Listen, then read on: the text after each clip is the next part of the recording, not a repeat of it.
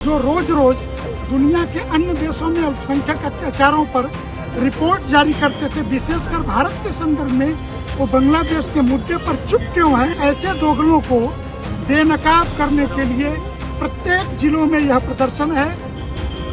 कुछ चीजें मीडिया में बोलने की नहीं है, परंतु भारत पूरी मदद कर रहा, ये बात हम नहीं, बांग्लादेश के हिंदुओं ने कहा है। आने वाले दिनों में यही स्थिति रही तो हम बांग्लादेश को भी भीख मंगा देश बना करके एक उसको भीख मांगते हुए वो नजर आएगा। और जब संघ सड़कों पे उतरा है तो समस्या का समाधान दिया है।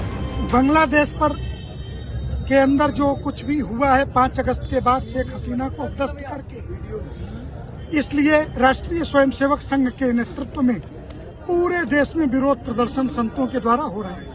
वहाँ चिन्मय दास के साथ ही 2 और संतों की गिरफ्तारी और न्यायालय में मुकदमा लड़ रहे वकीलों पर कातिलाना हमले, ये बर्दाश्त के बाहर है।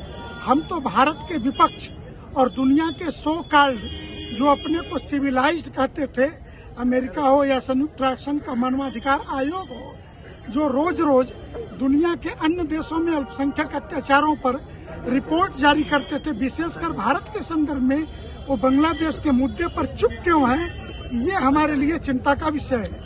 और ऐसे दोगलों को बेनकाब करने के लिए प्रत्येक जिलों में यह प्रदर्शन है कि हिंदू समाज एकजुट नहीं हुआ तो हिंदू अगर बटेगा तो कटेगा।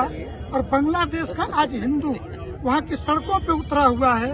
हम उनके नैतिक समर्थन में हिंदुस्तान की सड़कों पर उतर करके उनको समर्थन जता रहे हैं। करोड़ों हिंदू बांग्लादेश में वर्तमान में है, लेकिन उन्हें एकजुट नहीं किया जा रहा है। उनकी मदद भारत के लेवल से किस तरीके से करनी चाहिए?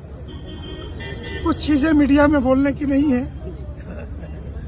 परंतु भारत पूरी मदद कर रहा, ये बात हम नहीं, बांग्लादेश के हिंदुओं ने कहा है कि भारत में नरेंद्र मोदी और उनकी सरकार पूरी तौर से हमारे साथ खड़ी है। कौन सा ऐसा दुनिया का मंच है जहां पे हमारे विदेश मंत्री ने विरोध नहीं दर्ज कराया, हमारे प्रधानमंत्री ने नहीं बोला, लेकिन एक डिप्लोमेटिक चैनल है एक कि खुला युद्ध का आमंत्रण न देते हुए हम जिस प्रकार पाकिस्तान को मजबूर किया आटे दाल के भाव पर, चीनी के भाव पर, प्याज के मुद्दे पे, और आज एक भिखमंगा देश बना दिया। आने वाले दिनों में यही स्थिति रही तो हम बांग्लादेश को भी भीख मंगा देश बना करके एक उसको भीख मांगते हुए वो नजर आएगा। आपको साफ साफ दिखे। क्या पूर्व प्रधानमंत्री को शरण देना ही ये वजह रही है? आप नहीं, शेख हसीना को अगर हम शरण नहीं देते तो हत्या हो जाती। ढाका और हमारे एक राज्य त्रिपुरा की राजधानी अगरतला के बीच सिर्फ 83 किलोमीटर की दूरी है, इसलिए उन्हें बचाना। और अब तो वहाँ के राष्ट्रपति ने कहा है कि शेख हसीना ने इस्तीफा नहीं दिया है, तो लीगली रूप से शेख हसीना प्रधानमंत्री है, सरकार अपदस्थ नहीं हुई है, वहाँ की देश की जनता ने उसे चुना है। तो एक चुनी हुई प्रधानमंत्री को हमने शरण दिया है तो क्या गलती की है? और वो है, और परिस्थितियां बदलेंगी। जनवरी फरवरी में जब अमेरिका में सत्ता बदलेगी, परिस्थितियां बदलेगी, तो फिर शेख हसीना वहां वापसी करेंगी। फिर हम यूनुस मियां जैसे राक्षस को बताएंगे उनकी औकात। पहले भी वो ब्रिटेन में रहता था, आगे जिंदा रह गया तो फिर ब्रिटेन जाएगा। अच्छा महाराज, एक सवाल हो कि 78 देशों में एस्कॉन ग्रुप ने भी विरोध किया और आज यहाँ पे हिंदुस्तान में संघ परिवार भी इसको लेके अब आगे आया है।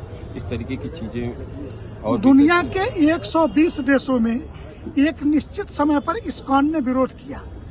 दुनिया का सबसे बड़ा हिंदुओं का संगठन राष्ट्रीय स्वयंसेवक संघ इस मुद्दे पे उतरा है। और संघ के बारे में एक चीज तो ध्यान रखिए कि संघ के 100 वर्षों के जीवन में आंदोलनात्मक इकाई में है, दहाई में आंदोलन उसने नहीं किया है, इकाई में। और जब संघ सड़कों पे उतरा है तो समस्या का समाधान दिया है, और हम बांग्लादेश की भी समस्या का अस्थायी समाधान देंगे, ये विश्वास रखिए।